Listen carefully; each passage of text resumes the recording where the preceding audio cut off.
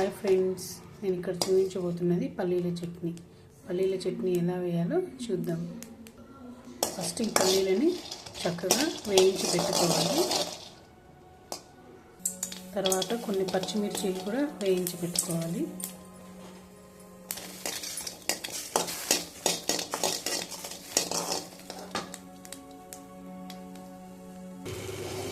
ఇలా వేయించి పెట్టుకున్న తర్వాత స్టవ్ ఆఫ్ చేసుకోవాలి.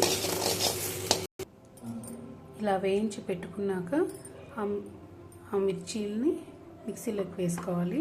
అందులో మనకు కావాల్సినవి పల్లీలు వేసుకోవాలి. అలాగే వెల్లుల్లి ఒక 2-3 వేసుకోవచ్చు.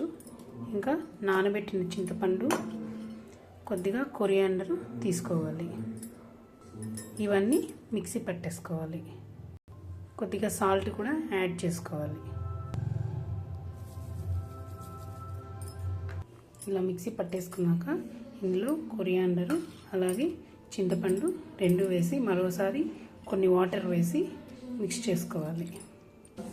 ఇందులో ఒక హాఫ్ ఆనియన్ చాప్ చేసి వేసుకుంటే టేస్ట్ చాలా బాగుంటుంది. టేస్టీ ఎమ్మీ పల్లీల చట్నీ రెడీ.